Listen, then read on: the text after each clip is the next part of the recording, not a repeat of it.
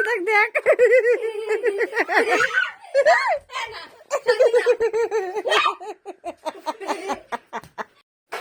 ঈদের দিন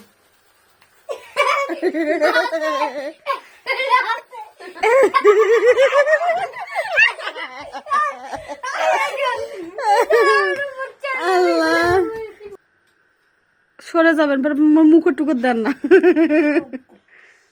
ধরাও তুমি ধরো তুমি ধরো তিনজনের একসাথে ওটাই আলো ও ডিঙ্গে দাঁড়াতে না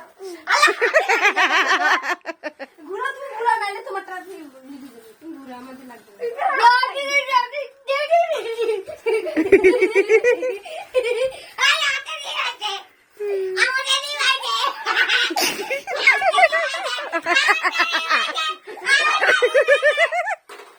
শান্তি থাক দেখ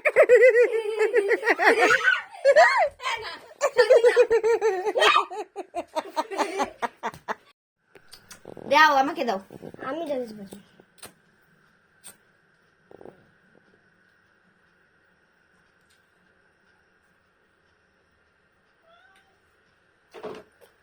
বারবার নিভাই কে দাও না গরমে হয়ে গেছে তাও ধরে নেই গায়েটা ফুটে না না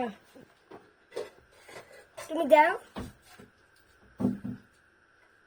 ওটা এক ধরুক তো তুমি দাও ওটা এক ধরুক তো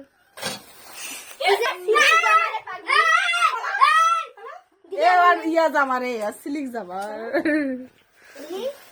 নিজেও ভয় করে দে আমার যাও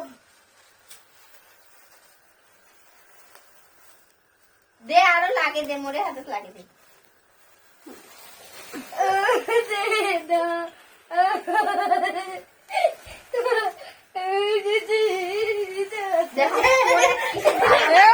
গায়ে লাগবে তো গায়ে শান্তিতে একটা লিখে গেছে শেষ আর নাই তাহলে ঠিক আছে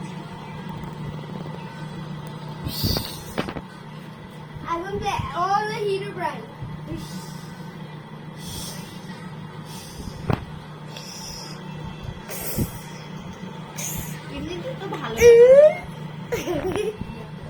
উনি ভালোই আছে উনি মানুষের শয়তানি আবার একটু শয়তানি চুকির আদর মা এ আমি বলে আসি সুখসুখি বলে খারাপ বিষয় গালি দিছিলাম বলে কি জানি আমি তো বাইরে ছিলাম না তুই বাইরে ছিলাম থাপড়ে কান ছাড়াবো তো কথা ওই যে সোনা সেই আমি তোর বাথরুমে জানি বিউটি ভাবে নিতেছি আমি তো বাইরে দাঁড়াইছিলাম একটা রিভিউ নিয়েছে আমি নিয়েছি আসসালামু আলাইকুম, আপনারা সবাই অনেক ভালো আছেন আশা করছি। আমি অনেক ভালো আছি। তো আপনারা এতক্ষণ ধরে কষ্ট করে ধৈর্য ধরে ভিডিওটা দেখার জন্য অসংখ্য ধন্যবাদ। আর এখানে দেখেন আমার ভাগিনা অনেক দুষ্টামি করতেছিল, আর আমরা যে ফাইজলামিগুলো করতেছিলাম বোনগুলো মিলে একসঙ্গে, এটা একটা বড় দুর্ঘটনার কারণও হতে পারতো, বাট আনন্দের সময় ভুলে গিয়েছিলাম।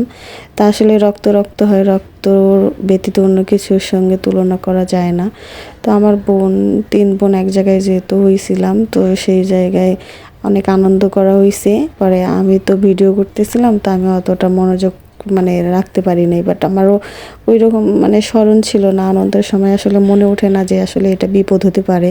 তো পরে যখন আমি ভিডিওটা এডিটিং করতেছিলাম, তখন আমার মনে হচ্ছিল আসলে এটা একটা বড় দুর্ঘটনার কারণও হতে পারতো।